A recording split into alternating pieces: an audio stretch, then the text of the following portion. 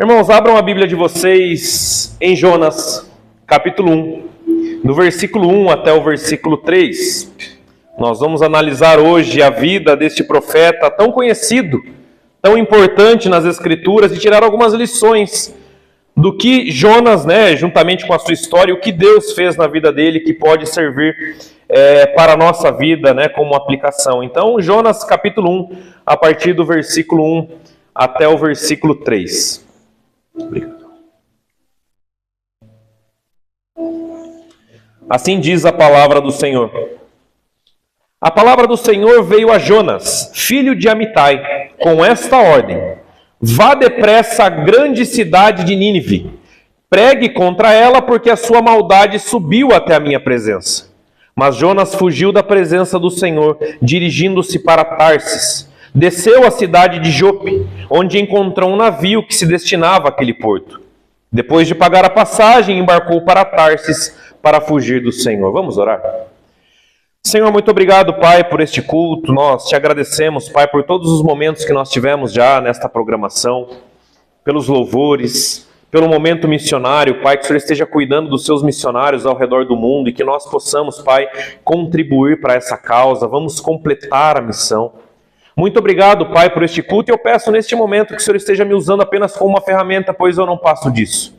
Para que o teu povo seja edificado, para que o teu povo saia cada vez mais conhecedor da tua palavra. Muito obrigado, essa oração que eu faço em nome de Jesus. Amém. Hoje nós vamos falar sobre misericórdia. Vamos falar sobre misericórdia. O que é misericórdia? Você já parou para pensar nisso? Misericórdia é algo que nós recebemos todos os dias da parte de Deus. Misericórdia é algo que nós não merecemos e nós recebemos todos os dias da parte de Deus. A Bíblia diz que se não fossem as misericórdias do Senhor se renovando todos os dias, nós já teríamos sido consumidos, ou mortos, ou levados daqui para outro lugar.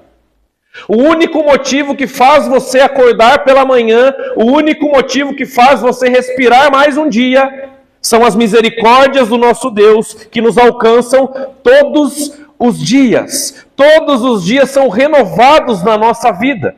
O irmão Júnior disse algo muito interessante, que hoje, graças a Deus, por enquanto no Brasil, nós somos livres para adorar a Deus. Nós somos livres para falar desse Deus. Nós temos essa liberdade. E muitas vezes nós não usamos a liberdade que temos para pregar o Evangelho como deveríamos. Muitas vezes nós não aproveitamos as misericórdias de Deus como nós deveríamos aproveitar.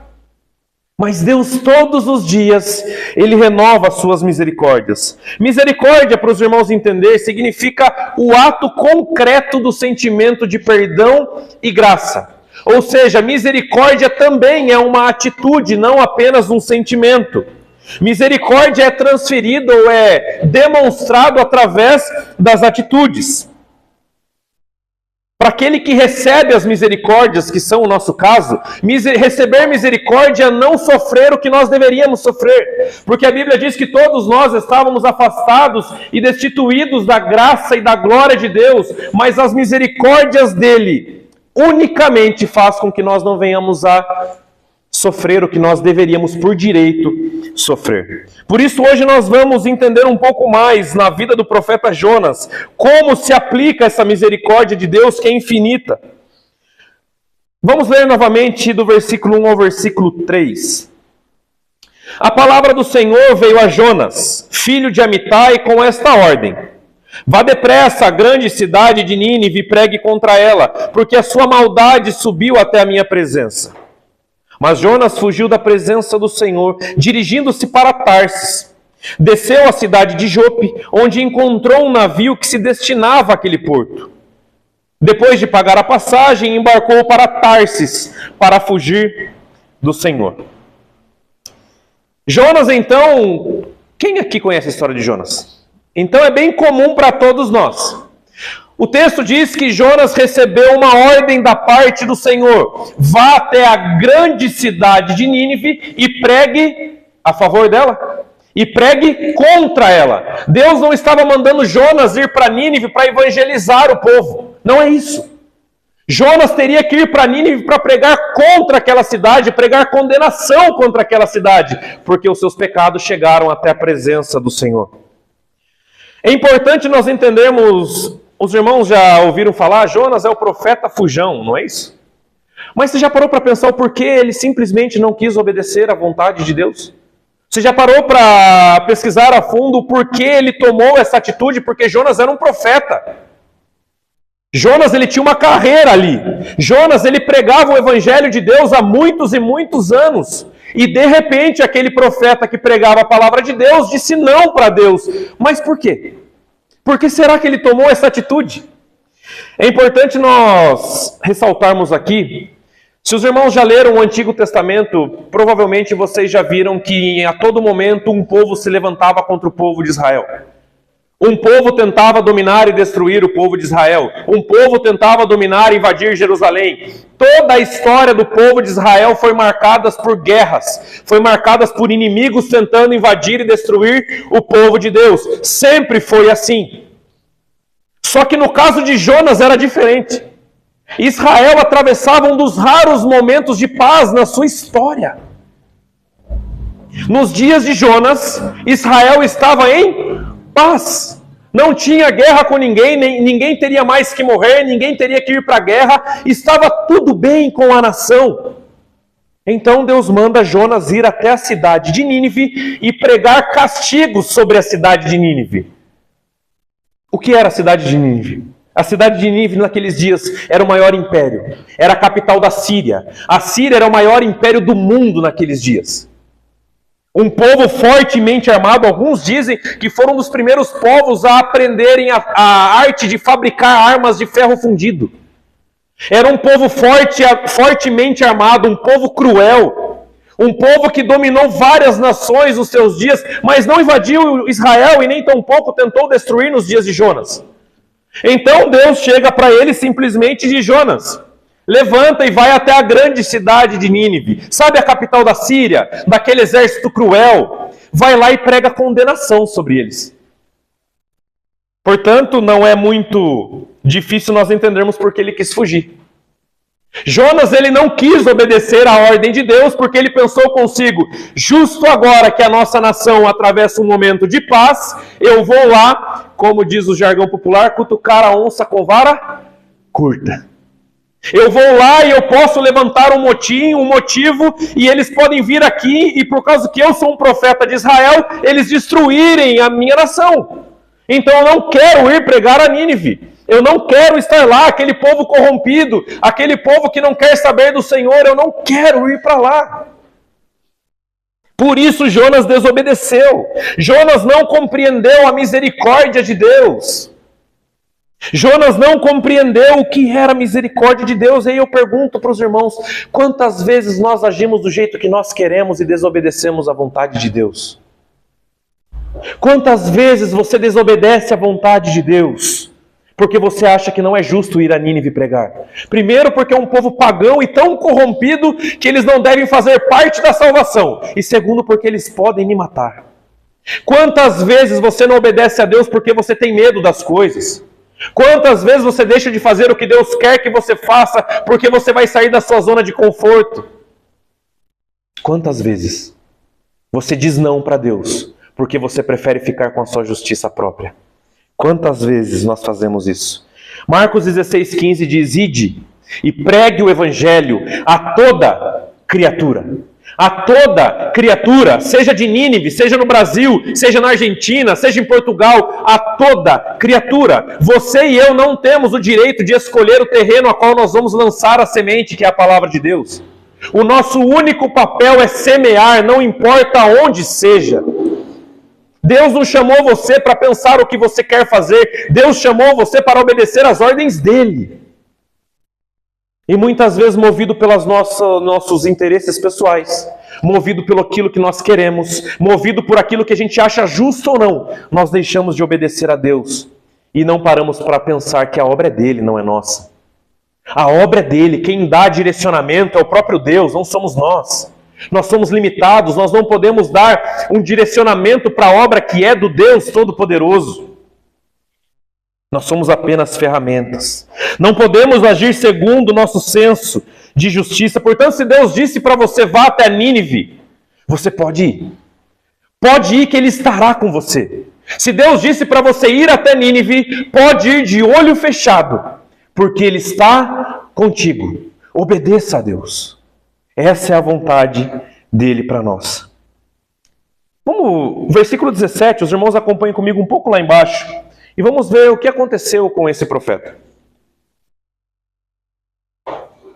O Senhor fez com que um grande peixe engolisse Jonas, e ele ficou dentro do peixe 3 dias e 3 noites. Uma coisa que nós temos que entender é o seguinte, nós vamos abordar mais na frente. Deus é soberano e não depende de você e de mim. Deus tem os seus planos e nenhum dos seus planos podem ser frustrados. Nenhum. Não sou eu e nenhum de vocês que vai frustrar o que Deus tem para fazer em Nínive, o que Deus tem para fazer na sua casa, o que Deus tem para fazer no bairro vizinho. Não somos nós que vamos frustrar os planos de Deus. Então Jonas, ele desce ao porto, paga uma passagem, vai para um lugar totalmente diferente, o lado contrário de Nínive, porque ele pensava que ele poderia assim fugir do Senhor. Ele pensava que ele podia se livrar daquilo e dizer, não, eu não quero, eu vou para outro lugar. Quem manda na minha vida sou eu. Quem manda no meu próprio nariz sou eu. Alguém já pensou assim aqui? Quem manda na minha vida sou eu. Quem dita os rumos da situação sou eu. Você tem a mania de ser controlador? Você acha que tudo tem que sair do seu jeito? Quem aqui tem essa mania? Muitos de nós.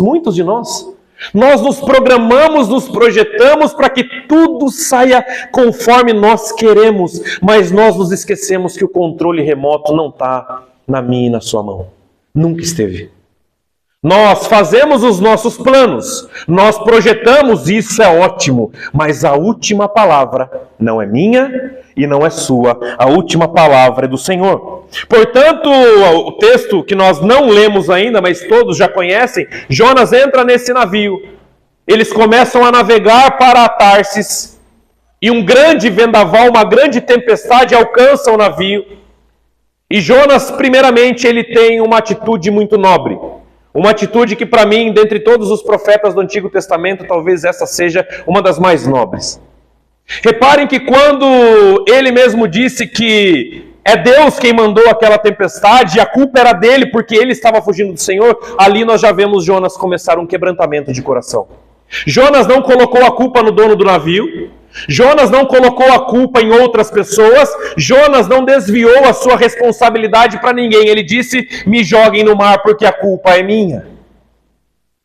O primeiro passo é reconhecer o seu erro. O primeiro passo para dar a volta e fazer o que Deus quer é reconhecer que você errou. E isso é muito nobre. Então o texto diz que ele foi jogado no mar e um grande peixe, né? O João Pedro diz que é baleia, ele teima que é baleia. Pode ser que sim, mas o texto diz que um grande peixe engoliu Jonas. Você já parou para pensar o que foi esse peixe? Muitos dizem que o peixe foi um castigo de Deus para Jonas. Olha lá, tá vendo só? Não obedeceu e parou no ventre de um peixe. Mas foi misericórdia, porque senão ele morreria afogado. O peixe foi um livramento para Jonas. O peixe não foi um castigo para ele, não. O peixe foi um grande livramento para ele, porque ele morreria. O mar estava revolto, a tempestade estava caindo e ele não sabia. Ele poderia até saber nadar, mas não duraria muito tempo no meio de uma tempestade, no meio do mar. Então Deus manda com que um peixe seja o instrumento da sua misericórdia para Jonas. Interessante que ali no ventre do peixe, Jonas ele clama por misericórdia. Olha que interessante, o mesmo Jonas que não queria ver a misericórdia para o povo de Nínive, agora pede misericórdia para si mesmo. E nesse ponto Jonas ele mostra que ele é um pouco confuso. Jonas mostra que ele é um pouco controverso na sua forma de agir. Eu preciso de misericórdia para mim, mas para os outros não. Eu preciso de misericórdia. Quem aqui pede misericórdia para Deus todos os dias? Nós pedimos isso, não pedimos? Nós clamamos a Deus para que nos perdoe pelos nossos pecados, não fazemos isso? Mas muitas vezes nós não pedimos a Deus para que derrame também essas misericórdias no outro. Porque Jonas não queria ir para Nínive, ele achava que era um povo tão corrompido que ele não queria pisar em Nínive para falar do Evangelho. Então o mesmo Jonas que negou a misericórdia para o outro é aquele que clama misericórdia para si mesmo. Agora eu peço que os irmãos abram em Jonas 3, o capítulo 3, a partir do primeiro versículo, e nós vamos ler a continuação, onde nós vamos desenvolver o nosso texto.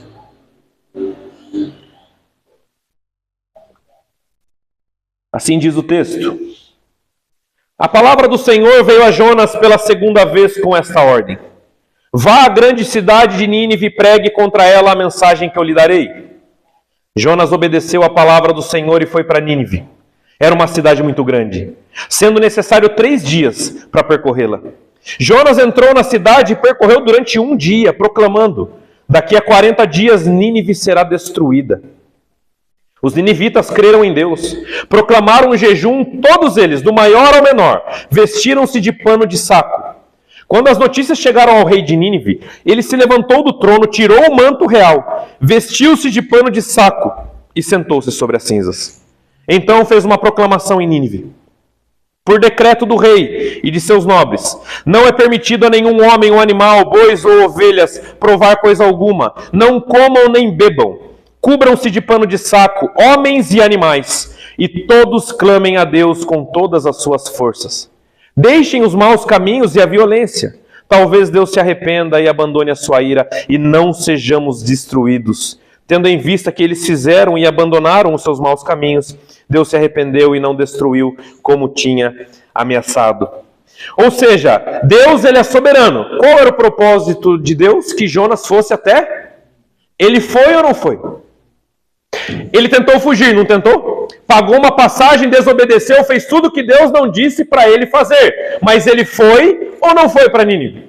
Porque o peixe soltou ele de novo na praia. Como se Deus estivesse dizendo: Jonas, voltamos ao começo, agora faça o correto. Jonas, agora voltamos a estaca zero, agora me obedeça.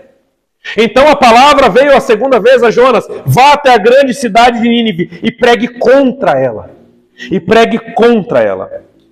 Sabe uma coisa que eu reparo nesse texto? A Bíblia diz que demoraria 3 dias para Jonas percorrer a cidade, não é isso que está escrito aqui? Era uma cidade grande e Jonas demoraria 3 dias para percorrer a cidade e fazer o trabalho que ele deveria. Ele fez em quantos dias? Em quantos? 1. Sabe o que isso significava? Jonas, ele entrou em Nínive e ao invés dele fazer o trabalho bem feito, ele passou naquela correria dizendo: olha, daqui 40 dias Nínive vai ser destruída. Ele fez muitas vezes de pouco caso, ele fez o seu trabalho, mas o que ele demoraria 3 dias para fazer, ele fez em 1, rapidamente. Jonas aqui estava demonstrando o seu descontentamento com o povo de Nínive. Talvez ele não acreditasse que ele estava ali, onde ele não queria estar. Então ele fez tudo rapidamente. Ele fez tudo rapidamente. Talvez Jonas se tivesse uma lista de como fazer as coisas de qualquer jeito. Talvez Jonas ele cumpriu todas elas. Mas isso não impediu que Deus salvasse todas as pessoas de Nínive. Vocês entendem como Deus ele é soberano? Vocês entendem que a nossa responsabilidade é fazer o que é certo e fazer bem feito, mas a salvação não está nas nossas mãos. A salvação não estava quão bom Jonas era para pregar o Evangelho.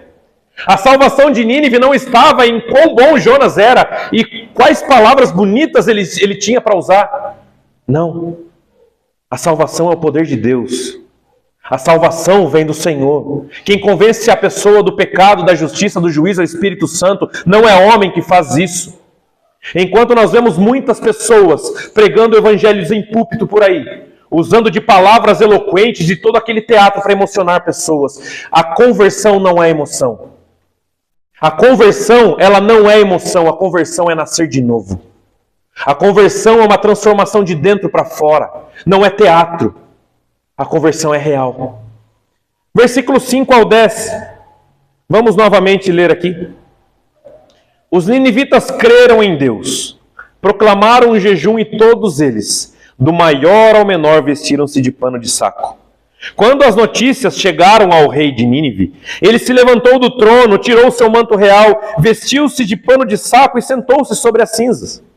Então fez uma proclamação em Nínive: por decreto do rei e dos seus nobres, não é permitido a nenhum homem ou animal, bois ou ovelhas, provar coisa alguma. Não comam nem bebam. Cubram-se de pano de saco homens e animais. E todos clamem a Deus com todas as suas forças. Deixem os seus maus caminhos e a violência. Talvez Deus se arrependa e abandone a sua ira, e não sejamos destruídos. Importante dizer que no Antigo Testamento, em muitos povos, essa atitude de tirar a sua roupa e vestir-se de panos de saco, que era uma roupa de humilhação naqueles tempos, e colocar cinza sobre a cabeça ou sentar em cinzas, mostrava arrependimento e tristeza. Interessante como toda a cidade se arrependeu. Toda a cidade se arrependeu e creram em Deus. E pediram o quê? Misericórdia. Quem sabe Deus não se compadeça e não destrua a nossa cidade. A misericórdia que o povo clamava a Deus. E todo o povo foi salvo. Todo o povo creu em Deus com uma mensagem menos atrativa da história, porque Jonas não chegou com uma mensagem de amor, ele chegou com uma mensagem de destruição. Jonas fazendo tudo do jeito dele, muitas vezes mal feito, mas Deus mesmo assim salvou o povo. A palavra de Deus, ela tem que causar efeito na nossa vida. Tem uma ilustração que diz que determinado pastor, ele assumiu uma igreja. E ele, na sua pregação teste, que a igreja convidou para ouvi-lo, ele pregou determinado sermão. E a igreja gostou muito daquela mensagem. A igreja se sentiu ali, poxa, esse homem é um porta-voz do Senhor, vamos convidá-lo para ser o nosso pastor. Então ele assume a igreja e no primeiro domingo ele prega a mesma mensagem que ele havia pregado. Passa um domingo, 2 domingos, 3 domingos, 4 domingos e ele prega a mesma mensagem do começo.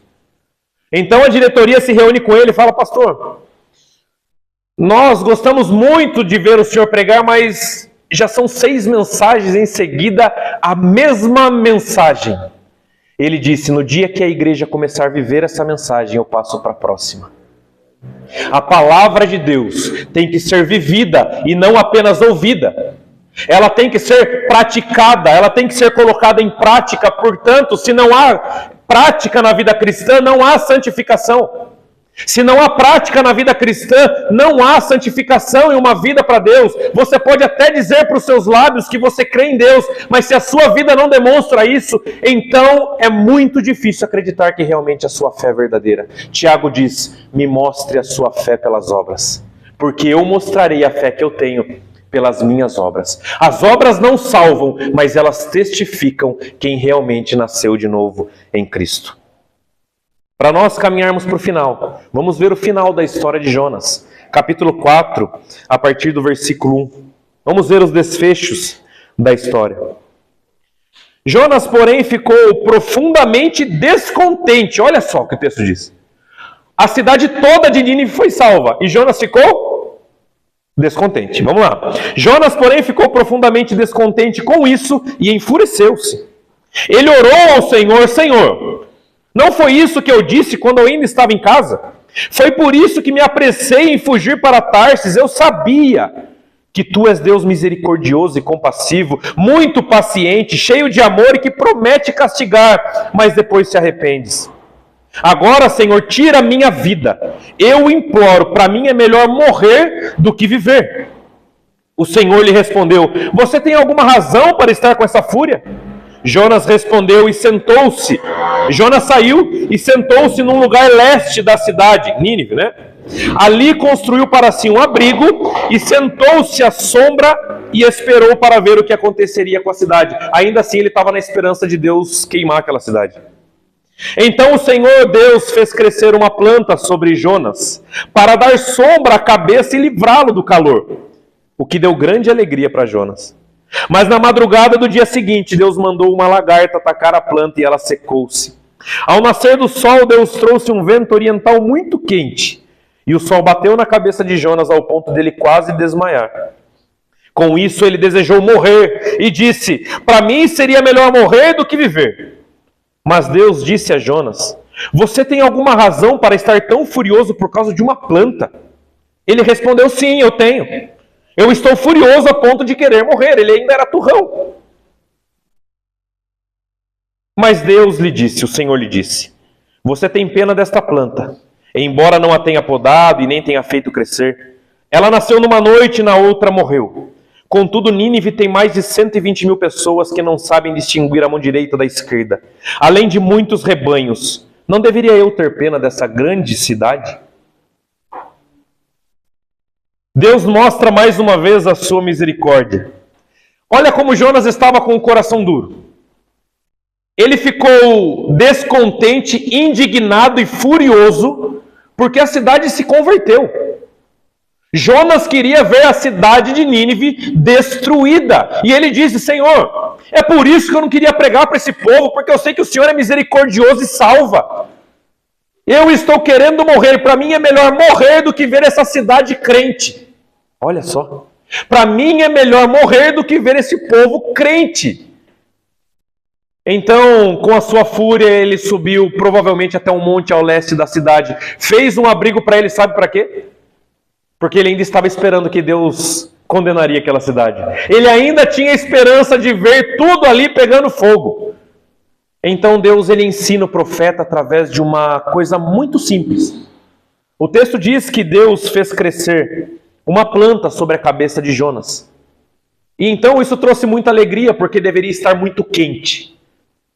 Só que durante a noite, Deus mandou uma lagarta atacar essa planta que cresceu milagrosamente, e ela secou-se. E de manhã, quando Jonas sentiu o calor do dia e a planta estava totalmente seca, ele disse mais uma vez: eu quero morrer. Eu quero morrer. Para mim é melhor morrer do que viver. E Deus diz assim: Jonas, vamos conversar. Você está furioso por causa de uma planta, Jonas. Você não plantou ela. Você não a fez crescer.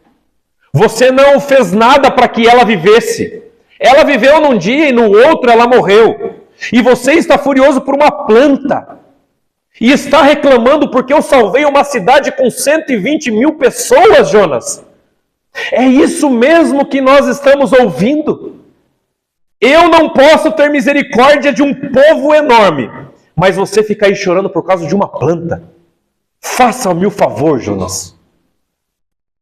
Sabe o que isso nos ensina? Que muitas vezes nós temos que parar de nos importar com as plantas e nos importarmos com o que realmente importa. Muitas vezes o nosso foco não está em Cristo. O nosso foco está nas plantas que crescem sobre as nossas cabeças durante o dia. Muitas vezes o nosso coração está preso em bens, o nosso coração está preso em dinheiro, o nosso coração está preso no trabalho, o nosso coração está preso no nosso casamento, o nosso coração está preso nos nossos filhos, o nosso coração não está no Senhor. Essas são as plantas dos nossos dias, que nós achamos que é tudo para nós. Jonas, quando essa planta cresceu, ele achava que essa planta era tudo para ele, porque era a única sombra que ele tinha. Mas Deus mostra para ele: Jonas, você está com o foco errado. O seu foco de vida está errado, Jonas. Você não entende a minha misericórdia. Você não entende o meu amor por esse povo. E fica aí se preocupando com uma planta. E nós, irmãos? Quantas plantas têm tirado o nosso foco do Senhor?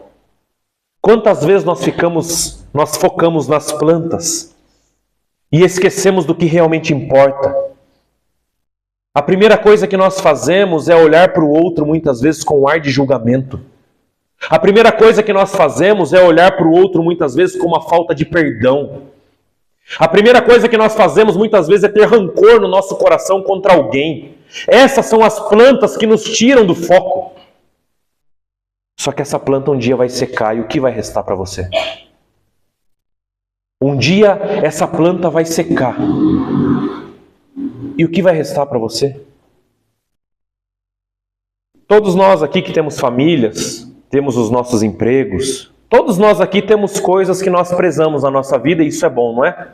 Todos nós aqui tem algo na nossa vida que nós prezamos e caminhamos e zelamos por aquilo. Talvez você zele muito pela sua carreira profissional, talvez você zele muito pela sua família. Eu não estou dizendo que isso é errado, não, pelo contrário. Só que se Deus tirar a sua família de você, sobra o quê? Se Deus tirar o seu emprego de você, Sobra o quê? Se Deus tirar tudo que você preza neste mundo, sobra o quê? A sua fé continuará nele, ou nós servimos a ele e temos fé nele pelo que nós temos e não pelo que ele é? Será que nós adoramos, eu disse isso alguns domingos atrás, será que nós adoramos a Deus pelo que ele pode nos dar ou por quem ele é? Essa é a diferença. Não espere receber nada da parte de Deus, porque ele não te prometeu nada e ele não te deve nada. Embora ele seja longânimo, bondoso e misericordioso e nos abençoe mesmo sem ter compromisso nenhum. Mas jamais perca o seu foco dele. Tire as plantas do seu caminho, para que nós não venhamos a ficar com um coração amargurado igual de Jonas, a ponto dele ver pessoas se converterem e querer morrer a ponto de ver a conversão dos outros. Que nós não sejamos assim, que nós não tenhamos esse coração duro. Jamais. Deus então diz: as pessoas de Nínive não sabem distinguir a mão direita da esquerda. Sabe o que Deus estava querendo dizer? Lógico que Deus não estava dizendo aqui de forma literal. Eles sabiam com certeza o que é a mão direita e o que é a mão esquerda, isso é o básico do conhecimento. Mas Deus estava dizendo, eles não sabem o que fazem, não têm entendimento, não têm conhecimento, são pessoas perdidas no mundo. Acaso eu não deveria ter misericórdia dessas pessoas perdidas? Acaso eu não deveria ter misericórdia? Quantos de nós estávamos como as pessoas de Nínive? Quantos de nós fazíamos parte do povo de Nínive? Quantos de nós? Todos nós aqui merecemos o inferno. Todos nós. Não há ninguém melhor do que ninguém aqui. Não há ninguém melhor ou pior. Não há ninguém que Deus olhe lá de cima e olhe com mais carinho. Não. Todos nós merecemos a condenação. Se tem algo que nós temos por direito, é o inferno. Hoje nós vemos uma teologia coach sendo pregada aí, que você pode, você consegue, você é o bonitinho de Deus, você é o queridinho de Deus. Isso é mentira. Deus, ele ama as pessoas, por isso ele entregou o seu filho na cruz. Mas todos nós somos potencialmente maus e merecemos a condenação. Sabe por que nós não somos condenados? Pela misericórdia que ele derruba na sua vida, derrama sobre a sua cabeça todos os dias. E muitas vezes nós ficamos preocupados com plantas. Que nós não podemos ser assim. Que nós possamos agradecer a Deus em todos os momentos da nossa vida. No pequeno e no grande. Que nós possamos ser gratos por tudo que Deus nos dá. E se Ele não der, que nós adoremos a Ele por quem Ele é. E não pelo que Ele pode nos dar. Amém? Vamos orar.